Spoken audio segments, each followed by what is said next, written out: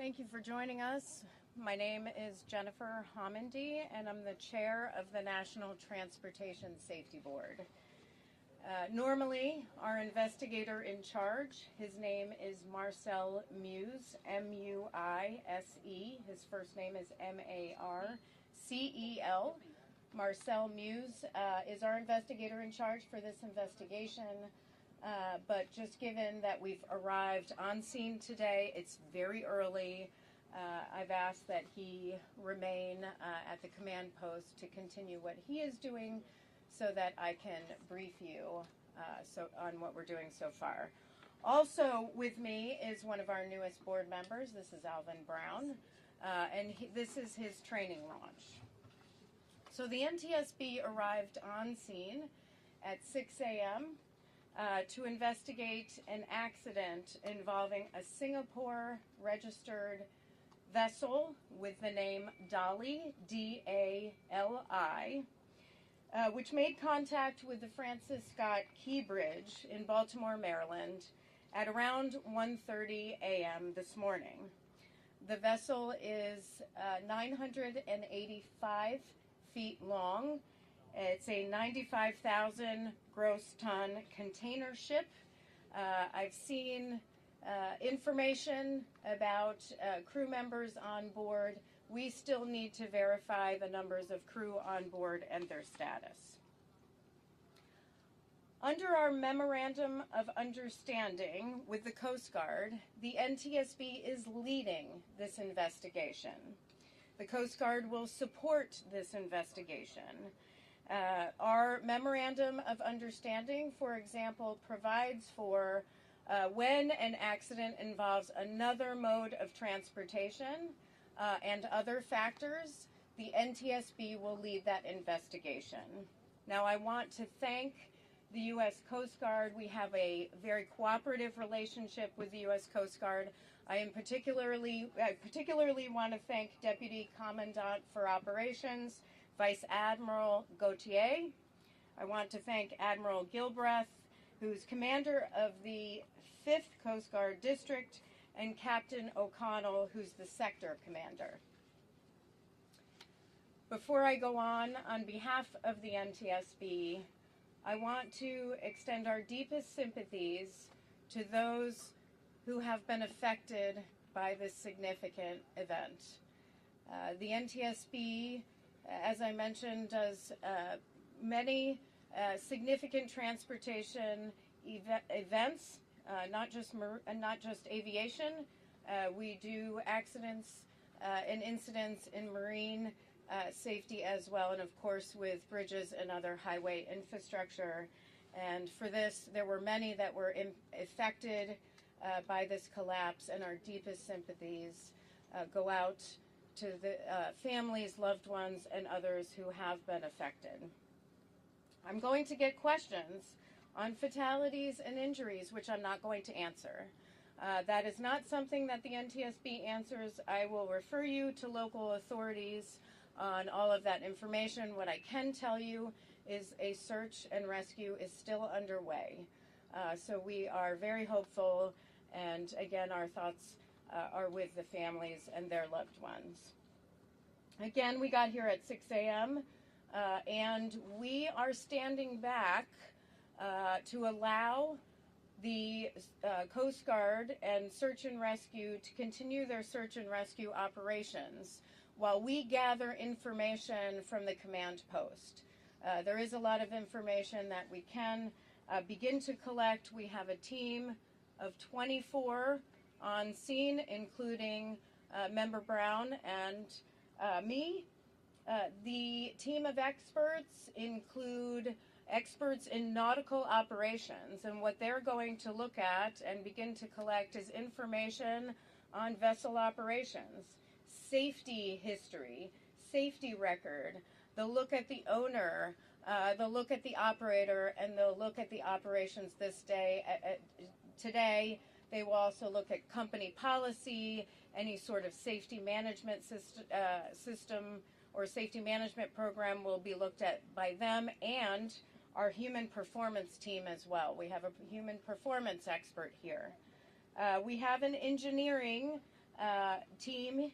We have survival factors, and then we have a team here that is getting the recorders.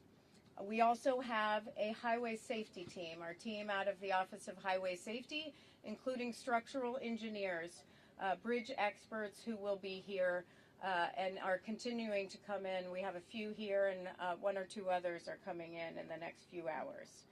We also have our family assistance team on site, and our family assistance team works with those that were affected by a particular event, families, friends, and other loved ones, and they will help them get in touch with the resources they need while also providing them with the information that they need as we move forward with our investigation.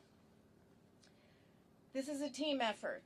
There are a lot of entities right now in the command post, all focused on search and rescue, as they should be. But I do want to, in particular, thank the Coast Guard, the Maryland Transportation Authority Police, the Federal Bureau of Investigations, the Baltimore Fire and Rescue, and the Maryland State Police. I also know that there are others on scene I'm sure I have missed. For example, Army Corps of Engineers is here, a great deal of expertise, and all focused on what is very important, which is the people first. I have been in contact with my counterpart in Singapore. Director Chong is the director of the Transport Safety Investigations Board. The NTSB maintains relationships with our counterparts in other countries often and stay in close communication.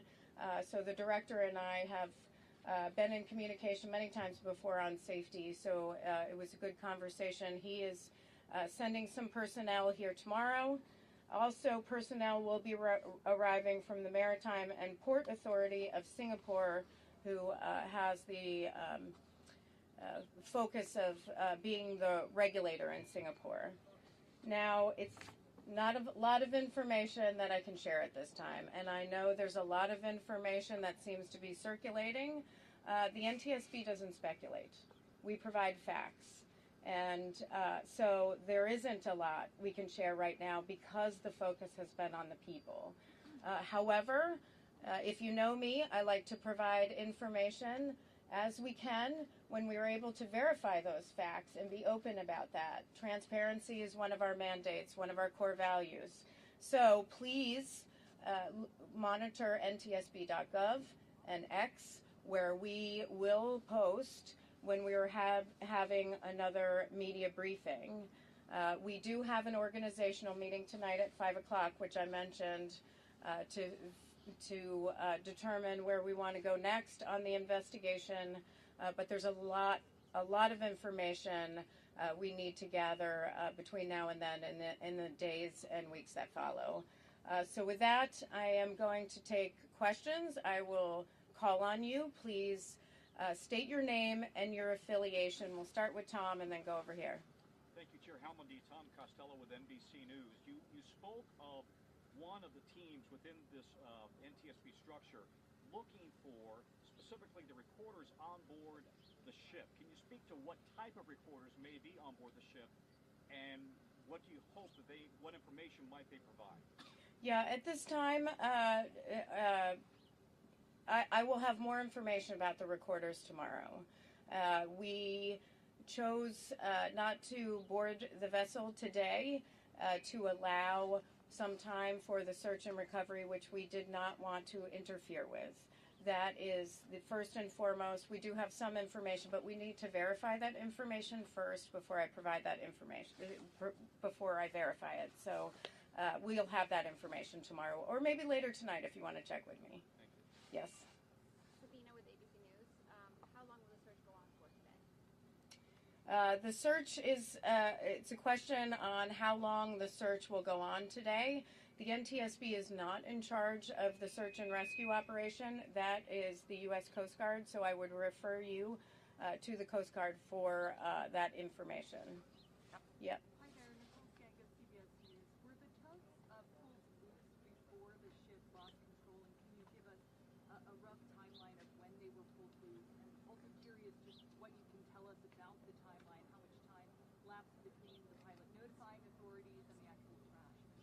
Yeah, there's a question on the tugs and the timeline. Again, I know this is all information you're looking for. The information we get, which often happens in a large event where there are a lot of entities, is there is conflicting information. The NTSB focuses on the facts, so we will figure that out and be able to provide that information in the coming days. Today is far too early for that. Anything on the timeline? Nothing on the timeline so far. Ms. Homendy, how critical will a voyage data recorder be to investigating? How critical will a voyage data recorder be to investigating this? It will be critical. It's a critical piece of our investigation, which is why we have a recorder's team here. Ms. Homendy, have you been able to investigate or figure out why this ship did not immediately drop anchor when the power went out and they were on course to fly to this bridge? Again, that will be, the question is on dropping anchor and whether they did or did not, and the timing on that, again, that'll be part of our investigation and part of our timeline. I can provide you more information on that in the coming days, but not today. Rena Bartwat, ANI. Just wanted to check, do you have any information on the crew that was on board, their nationality? Were there 22 Indians on board? Apparently there's a report that says there were 22 Indians who were on board. The question is who was on board the vessel and nationalities. I've heard conflicting information on that as well.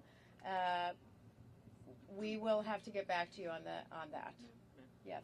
Do you have any reason to believe there were major deficiencies with the vessel before it set sail? What are you learning from previous inspections? The question is, were there any deficiencies on the vessel before it sailed, and will we be looking at any safety information? That is part of our investigation, where we look at in depth at safety information, anything that may have occurred prior to this, any sort of safety history with respect to the vessel, any sort of maintenance that was done to a vessel or the vessel or component on the ship. We will look at all of that, but it's much too early for all of that. You spoke about the government assets that are here. Can you talk about the private sector folks that you're working with? Are there folks from Maersk? Are there folks from the insurance companies that you're in contact with now who are on the scene today? The question is, who are we working with from the private sector folks? I mean, certainly we're working with the owner-operators, which are two different entities for this vessel. We will be working with the pilot association, and we will have a number of federal, state, and local partners as party to the investigation. We are going to designate those tonight at the organizational briefing, and I'll have more information on that tomorrow. Sure. Given, obviously, the search and rescue effort is the main focus right now, handled by the U.S. Coast Guard, but the Key Bridge being such a major thoroughfare for the city and for our commerce, for our entire country, not to mention the waterways being shut down, is there any sense of urgency to get this cleaned up faster, or what exactly is the priority beyond just the search and rescue? There's a question on what's the priority beyond the search and rescue. We don't, certainly investigations are a priority. Certainly environmental considerations are a priority, and so is traffic and getting, cargo vessels in and out of the port of Baltimore. It's not the NTSB's priority. We have a number of organizations, including the Department of Transportation, Maryland Department of Transportation, the governor, that's doing a lot of work on that. But this is right now it's about people. It's about families and addressing the needs of those that were impacted. That's the focus. I don't think anybody in that room right now at the command post is thinking about what are the next steps to get things cleaned up. They're working to figure out who was impacted, if anyone was impacted, and how do we address that, because that is and should be the priority always. Eric Rosales with EWTN News Nightly. You talked a little bit about the families, and you talked a little bit about the rescue effort that's taking place. Have we confirmed that there were any more than just the 6 construction workers that were on the bridge itself? Were there any more possible other cars, other drivers on the bridge? So there's a lot of information. The question is on have we been able to confirm information on the number of cars on the bridge, the number of workers on the bridge. There are a lot of numbers. that we've heard back and forth. We need to verify that. The search team is doing that now. That's not for the NTSB. That is for the local authorities, Maryland State Police, and the Maryland Transportation Authority, as well as their federal partners through the Coast Guard, to be able to verify that information in So as of particular. right now, there could be other victims than just the 6 that you're searching for? There are, nobody is going by a number. They are just looking and they're searching. Chair, That's what's important. Chair, were Yeah. there any kind of structural protections on this bridge? I mean, can you tell us anything about how it was built? I've been hearing about dolphins, which are concrete, ways to stop a collapse like this. Can you tell us anything about the structure of what was once there? Yeah, the structure of the bridge, there's some questions about the structure of the bridge, protective